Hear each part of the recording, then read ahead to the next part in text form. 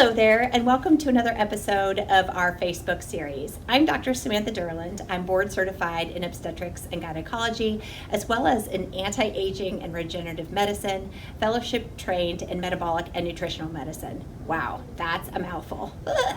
Anyway, and today what we're going to talk to you is about skincare. Oh, skin is the biggest organ of our body. It's amazing, and it goes through changes of life just like we do.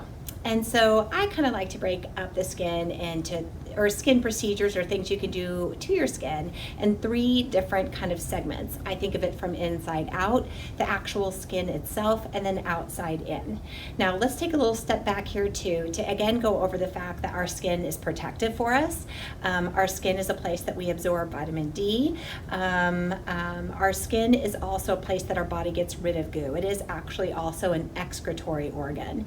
So our gut health is very important to our skin. I think a lot of times we don't think of that gut-skin connection, but if your body is having a hard time sometimes getting rid of goo, we can break out in rashes, and that is something that we need to be aware of. So I've got some props by my side, so I'm going to take myself out of the Flint Hills and bring the props in. Okay. So at first, like we talked about three things: inside out, procedures, and outside in.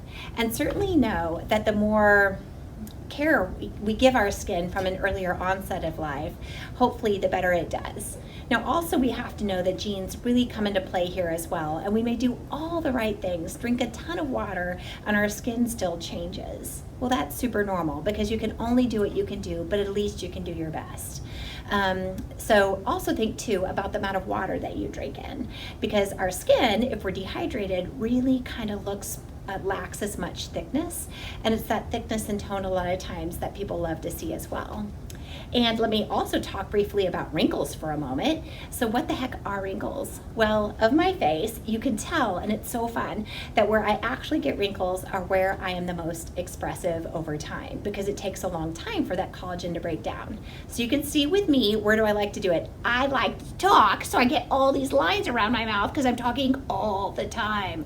Okay. So anyway, that's what collagen is, but your body is regenerative until the day you die. So even though our collagen may break down, you can stimulate it and you can assist it with its regenerative capacity. So let's get back to the skin. 1, 2, 3. Inside, procedure, outside. So inside, what can you do and ingest from the inside to help your skin from the inside out? So the product that we have that I love the best is this. It's this rejuvenation hair and skin formula, and so it has biotin, vitamin C, but it also has L-glutamine and collagen peptides.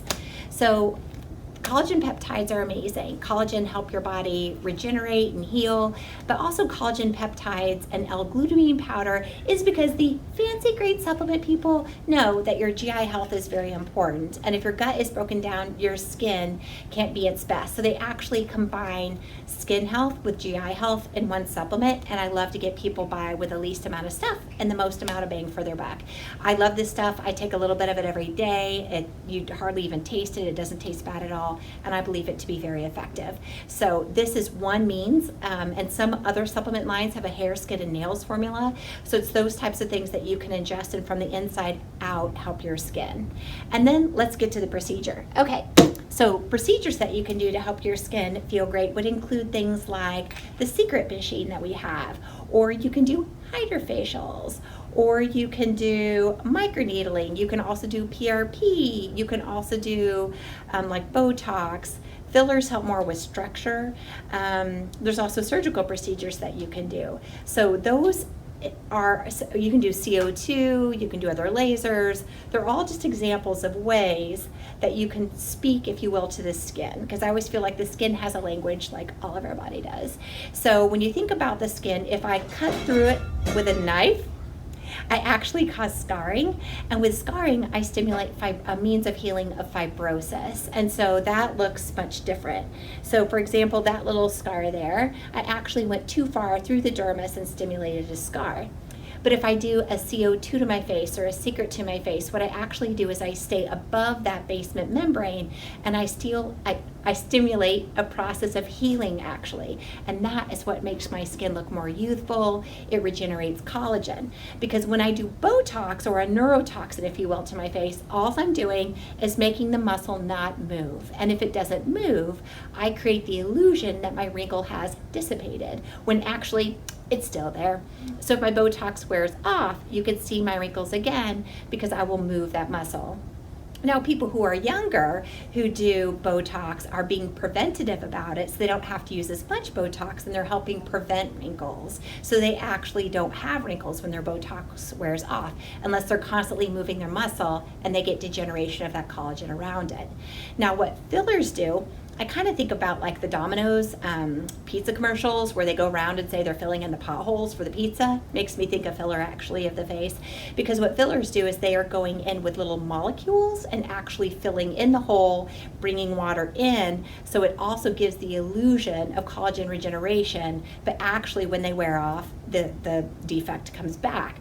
So when you're doing these other skin collagen rejuvenation procedures, like laser, like the Secret that I love, those types of things, actually what you're doing is you're helping regenerate the collagen itself, so you're filling in the pothole that actually becomes your own self that doesn't wear off until you break it down again.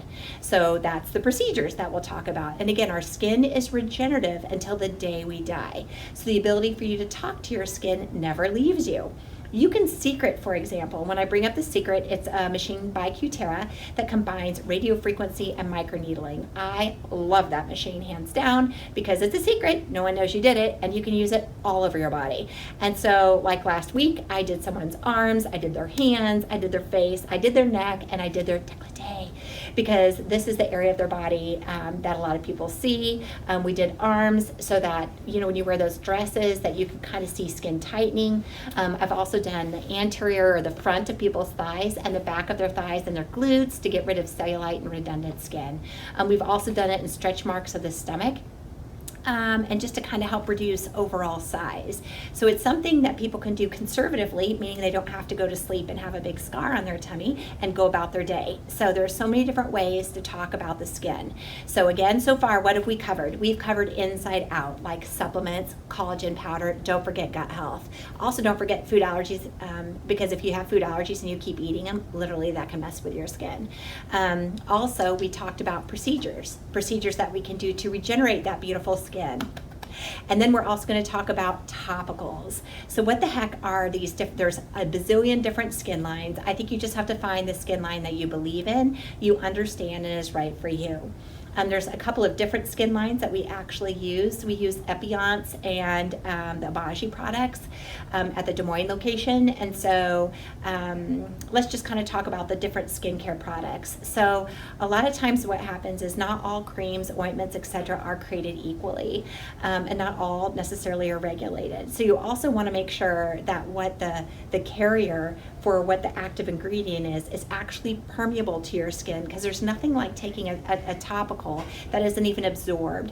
And so actually you'll find that that's the case in a lot of the over-the-counter things that are not medicinal grade. So you just want to be sure that if you're spending money on a topical, that it's actually effective, because sometimes they'll tell you they are and they just aren't. So the other thing too is there's different skin types. Some people's skin is oily, other people's skin are drier. So you want to make sure that you have the right skincare kind of regime, if you will, for those different skin types, because that matters to folks as well.